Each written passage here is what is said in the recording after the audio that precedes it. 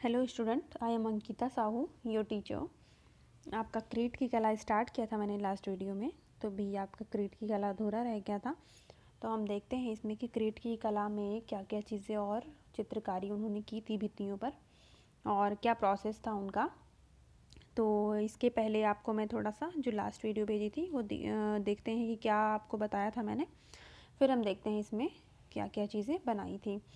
क्रीट जो है वो एक विशालतम द्वीप है, तो आपको ये जूम मीटिंग पे भी बताया है मैंने, और वो यूनान के दक्षिण में स्थित है। यहाँ पर जो है नवपाषाण कालीन संस्कृति के अवशेष नासोस से प्राप्त हुए हैं, जिनमें पॉलिश किए हुए पाषाण से जो उपकरण बने हुए हैं और जो मिट्टी की मूर्तियाँ बनी हुई हैं, धागा काटने की तकलियाँ बनी हुई हैं और मृद भांड मतलब मिट्टी से बने हुए महत्वपूर्ण उपकरण प्राप्त हुए हैं। इस समय यहाँ के निवासी कृषि कर्म से भी परिचित थे तथा मातृ शक्ति की उपासना करते थे। मतलब ये जो है एक इनकी मातृ शक्ति थी, गॉडेस थी, जिनकी ये पूजा करते थे। और इनके जो अवशेष हैं वो 6000 से 3000 ईसा पूर्व के माने जाते हैं। तो क्रीट की कला का इतिहास आर्थर इन्वांस ने 3 युगों में विभाजित किया था: आरंभिक मिनोन, मध्य मिनोन तथा पारवर्ती मिनोन। किंतु जो है अधिकांश विद्वानों ने क्रीट के भवनों के निर्माण से ही इसका आरंभ मानते हैं और उसी के अनुसार इन्होंने वर्गीकरण भी किया हुआ है। तो इस प्रकार उन्होंने कलाओं को 4 भागों में विभाजित किया था। तो मैंने आपको बताया था लास्ट वीडियो में कि इसमें प्रसाद युग था पहला। तो प्रसाद युग पूर्व में देखते हैं कि क्या है प्रसाद पूर्व युग में। तो इस प्रथम युग का प्रारंभ जो है नवपाषाण काल के समाप्त होते ही स्टार्ट हो गया था और इस समय पाषाणोपकरण, मृण मूर्तियाँ, मृदभांड इसके अतिरिक्त जो है वो कच्ची ईंटों से बने हुए भवन भी मिले हुए हैं। और इसके बाद कुछ समय पश्चात यहाँ पे जो भवन बने थे वो पत्थरों से बनने लगे थे। उन्होंने पत्थरों का प्रयोग करना स्टार्ट कर दिया था और उनकी जो भित्ति थी, दीवार थे, उनको विविध रंगों से रंगा जाने लग गया था। और मुलायम तथा कठोर पत्थर एवं पकाई मिट्टी के खिलौने व मानव आकृतियों के सरल ज्यामितीय आकारों में बांधने का भी प्रयत्न इन्होंने किया हुआ है। मतलब ज्योमेट्रिकल शेप्स को लेके बहुत सारी चीज़ों को इन्होंने बनाया हुआ है। देन आपका प्रथम प्रसाद युग स्टार्ट किया था फिर। तो इस समय जो है क्रीट की राजनीतिक सत्ता स्थानीय शासकों के हाथ में आ गई थी। तो इस प्रकार इन्होंने क्रीट की सभ्यता का विकास किया, जो वो बहुत शीघ्र मतलब बहुत ही जल्दी किया। और यहाँ पे गीले प्लस्तर पर रंग भरकर बनाए गए भित्ति चित्र मिस्र के चित्रों से भिन्न तथा विश्व के फ्रेस्को के प्रथम चित्र माने जाते हैं। तो आपको ये बताया था कि इम्पॉर्टेंट पॉइंट है कि यहाँ के जो चित्र हैं वो पहले सबसे प्रथम फ्रेस्को चित्र माने जाते हैं। और फिर दिन आपका द्वितीय प्रसाद युग स्टार्ट किया था, सेकंड पीरियड। और क्रीट की यह संस्कृति अपनी चरमोन्नति पर थी। 1600 ईसा पूर्व में पहुंची तथा 1300 ईसा पूर्व तक ये अस्तित्व में रही। और यह जो है क्रीट के सांस्कृतिक का पुनर्जागरण युग कहा जाता है, रेनेसा कहा जाता है ये। और एक यूनानी आख्यान के अनुसार क्रीट का शासन मिनोस था, जिसने एथेंस पर अपना आधिपत्य स्थापित कर लिया था। तो ये मिनोन्स जो था यहाँ पे क्रीट पे ये शासक माना जाता है यहाँ का, इसने अपना आधिपत्य स्थापित किया था। और इस युग में क्रीट की कला की विशेष उन्नति भी हुई थी और चित्रकारों ने जैसे आपकी बताया कि ज्यामिति जो है आकारों को यूज़ करके चित्रण करते थे, मूर्तियाँ बनाते थे। तो ज्यामिति किनारे प्राकृतिक दृश्य और मानवीय क्रियाकलाप डेली रूटीन में जो चीज़ें करते थे वो बनाने लग गए थे। दृश्यों को विशाल स्तर पर बड़े बड़े चित्रण उनके दृश्य जो है वो करने लग गए थे। और भित्ति चित्रों पे गीले और सूखे प्लस्तर पर, दोनों प्लस्तर पर यहाँ पे मिलते हैं। तो हम आगे देखते हैं कि और क्या इन्होंने भित्ति चित्रण में किया था। फिर भी यह कहा जा सकता है कि भित्ति पर क्रमशः अधिक पतली होती जाने वाली परतों में प्लस्तर चढ़ाया जाता था और इस गीले प्लस्तर पर ही पृष्ठभूमि का रंग कर देते थे।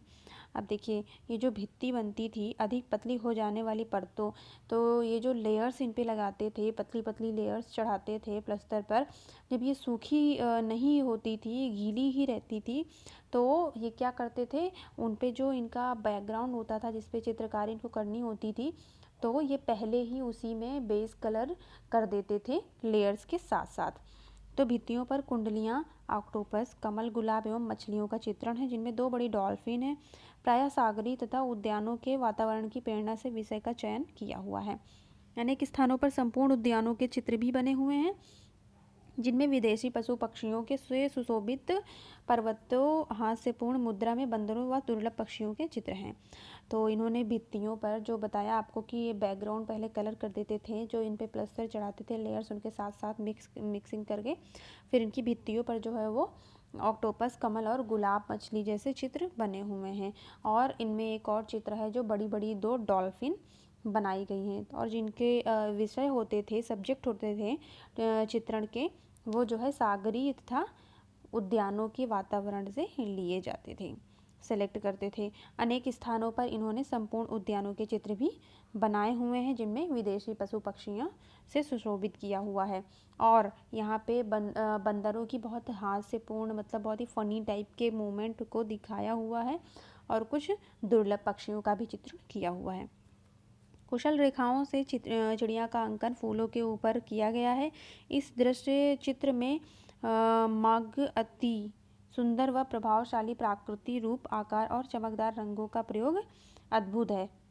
तो बहुत ही फाइन लाइन से इन्होंने फूलों के ऊपर चिड़ियों का अंकन किया हुआ है, रेखाओं द्वारा किया हुआ है, लाइन से। और इस दृश्य चित्र में ये जो चिड़िया और फूल का अंकन है, उस चित्र में जो है वो ये लात्मक लिखा है, इसको हटा देना, वो लयात्मक है। लयात्मक गति और अति सुंदर प्रभावशाली प्राकृतिक रूप, आकार और चमकदार रंगों का इन्होंने प्रयोग किया है। मानव कृतियाँ विविधता पूर्ण सूक्ष्मता से अंकित हैं। स्त्री पुरुष के रंग में भी भेद दर्शाया गया है। केश विन्यास, अलंकृत वस्त्र एवं आभूषण, भार से युक्त नाजुक शरीर अत्यंत बखूबी से चित्रित किया गया है। तो यहाँ पर जो है मानव आकृतियाँ जो बनी हैं उनमें बहुत वैरायटी, विविधता देखने को मिलती है। और स्त्री और पुरुष दोनों में जो है रंग डिवाइड किए हुए हैं इन्होंने, एक ही रंग से दोनों को नहीं बनाया हुआ है। और इनके जो केस हैं, बाल हैं, विन्यास मतलब उनके बालों का जो स्टाइल है, उनके चोटी करने का जो स्टाइल है वो दिखाया है। और अलंकृत वस्त्र, जो कपड़े दिखाए हैं वो उनमें अलंकरण है। और जो आभूषण है वो भार मतलब भारी भरकम आभूषण दिखाए गए हैं। नाजुक शरीर अत्यंत बाखूबी से चित्रित किया गया है। अब आगे देखते हैं। मानव आकृतियाँ कहीं उद्यान में वृक्षों के नीचे बैठी वार्तालाप में मग्न हैं, और कहीं नृत्य या व्यायाम करने में व्यस्त हैं। तो जो मानव आकृतियाँ दिखाई गई हैं वो कैसी हैं? उद्यान के जो वृक्ष लगे हुए हैं उनके नीचे बैठी दिखाई गई हैं, और आपस में बातें करते हुए दिखाए गए हैं। और यहाँ पे जो है कहीं पे नृत्य और कहीं पे व्यायाम करते दिखाया गया है, कि सभी क्रियाकलापों में व्यस्त हैं। तो इसका सर्वश्रेष्ठ उदाहरण नासोस प्राप्त बुल जंपर का भित्ति चित्र है। मिस्र मेसोपोटामिया के घातक वृषभ के विपरीत यह उछलता हुआ वृषभ अपनी भूमिका में सधा हुआ लगता है। तो यहाँ पे एक जो है नासोस से प्राप्त हुआ है चित्र, जिसमें बुल जंपर मतलब बुल को जंप करते हुए दिखाया गया है। ये एक भित्ति चित्रण है, दीवार पे चित्रण किया गया है। और मेसोपोटामिया के घातक वृषभ के विपरीत, तो आपका मैंने बताया था ना, मिस्र और मेसोपोटामिया के अंतर्गत बताया था, चित्रण मिले हुए हैं कुछ। तो जो इसमें वृषभ दिखाया गया है, तो ये जो है उसके विपरीत है। उसमें जो है घातक दिखाया गया था, उसमें इसके विपरीत है, इसमें उछलता हुआ दिखाया गया वृषभ है, और वो अपनी भूमिका के लिए सधा हुआ लगता है। मतलब वो जो उछल रहा है तो वो एक जगह पे है, लेकिन फिर भी उसमें गति दिखाने की कोशिश की है।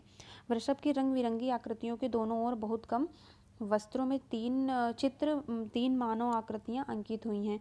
और जो है ये जो वृषभ दिखाया गया है, इसके अगल बगल आसपास जो है वो 3 मानव आकृतियाँ अंकित की गई हैं, जो रंग बिरंगी हैं।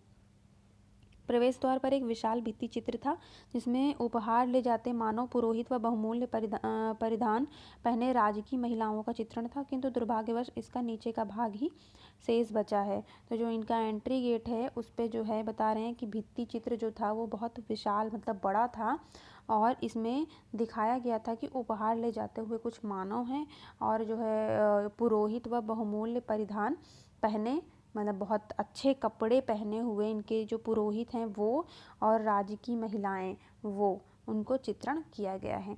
किंतु दुर्भाग्यवश क्या हुआ है, इसके जो नीचे का हिस्सा है वही शेष बचा हुआ है, और बाकी का नष्ट हो गया है। मिनोन कला की यहाँ भित्ति चित्रण परंपरा साइक्लेडिक व मुख्य यूनान में बहुत फैली। साइक्लेडिक द्वीप थेरा मिनोन और संस्कृति से बहुत प्रभावित था। अब देखिए साइक्लेडिक क्या है, एक द्वीप है। तो जो मिनोन की कला थी, जैसा अभी बताया मैंने आपको कि यहाँ पे नासोस और मिनोन से ही प्राप्त थी। तो मिनोन की जो कला थी, यहाँ भित्ति चित्रण परंपरा साइक्लेडिक मुख्य यूनान में बहुत फैली। ये थैली लिखा है, इसको फैली कर लेना। और जो साइक्लेडिक द्वीप थेरा मिनोन था, वो इससे बहुत प्रभावित हुआ। यहाँ के निवास स्थानों से ज्वालामुखी की राख के नीचे अनेक भित्ति चित्र मिले, जिनमें क्रीटन विषयों के अतिरिक्त कुछ नए विषय भी थे। उदाहरण, एक युवा पुजारी स्नेक गॉडेस का भित्ति चित्र विशेष उल्लेखनीय है, जो क्रीट की में प्रचलित मुख्य विषय था। अब देखिए, जो यहाँ के निवास स्थानों में क्या है, ज्वालामुखी की राख जो है उसके नीचे जब उसको राख को हटाते हैं तो उनमें भी भित्ति चित्रण इनको देखने को मिलता है। लेकिन जो क्रीट के विषय थे, जो सब्जेक्ट को लेकर वो काम करते थे, उनके अलावा ये कुछ न्यू टॉपिक्स थे, विषय थे। तो उदाहरण के रूप में इन्होंने बताया है कि एक युवा पुजारी का और स्नेक गॉडेस का भित्ति चित्र मिला हुआ है, जो क्रीट में प्रचलित मुख्य विषय था। सुंदर खड़ी हुई नारी आकृति पार्श्व मुद्रा में है। इसका मुखमंडल आधुनिक यूनानी चेहरों से आश्चर्यजनक साम्य में रखता है। अब देखिए, जो स्नेक गॉडेस है वो सुंदर खड़ी हुई एक नारी का चित्रण है, जो प्रोफाइल दिखाया गया है, पार्श्व मुद्रा, तो प्रोफाइल पोजीशन में है। और इसका जो मुखमंडल है, चेहरा है, वो कैसा लगता है, आधुनिक यूनानी चेहरों की भांति ही लगता है। अलंकृत आस्तीन वाला लंबा जामा पहने लंबे बालों को बैंड व सर्पों से अलंकृत टोपी से बंधे हुए गले हार व कानों में बड़े बालियां पहने नारी आकृति आधुनिक यूनानी महिला से कम नहीं लगती है। तो यहाँ पे जो स्नेक गॉडेस मिली हुई है, चित्रण मिला हुआ है, तो बता रहे हैं कि इसने एक लंबी बाजू वाले या फिर आस्तीन वाले इसने जामा पहना हुआ है और लंबे इसके बाल हैं और उसमें बैंड लगा रखा है। और इसकी जो टोपी है उस पर सर्प बनाया हुआ है और टोपी से बंधे हुए गले में हार बनाया हुआ है और कानों में क्या है, बड़ी बड़ी बालियां पहने दिखाया गया है। तो नारी आकृति जो है वो यूनानी महिला से कम नहीं लगती है। जो आधुनिक के टाइम पे हैं महिलाएं यूनान में, तो यही कह रहे हैं कि वो इसके जैसी ही लगती हैं।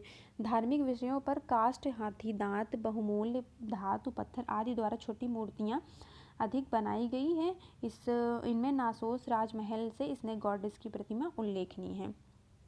तो जो इनके धार्मिक सब्जेक्ट थे, उनमें जो है बता रहे हैं कि काष्ठ मतलब लकड़ी और हाथी दांत, इनसे बहुमूल्य धातु पत्थर आदि द्वारा क्या छोटी छोटी मूर्तियाँ बनाई गई हैं। तो मूर्तियाँ जो बनाई गई हैं वो उसमें से जो नासोस के राजमहल से स्नेक गॉडेस प्राप्त हुई है वो सबसे ज़्यादा उल्लेखनीय है। तो हम स्नेक गॉडेस देखते हैं नेक्स्ट वीडियो में। अब मैं आप लोग को उसकी पिक्चर भी शेयर कर दूंगी स्नेक गॉडेस की, तो आप इसको पढ़ने के बाद अंदाज़ा लगा सकते हैं उसके बारे में कि कैसे स्नेक गॉडेस मूर्ति थी। तो अभी आपको मैंने यहाँ पे थोड़ा सा डिस्क्रिप्शन दिया है, देन आप उस मूर्ति को देख के ज़्यादा समझ पाएंगे। तो आपको वो मैं नेक्स्ट वीडियो में दिखाऊंगी।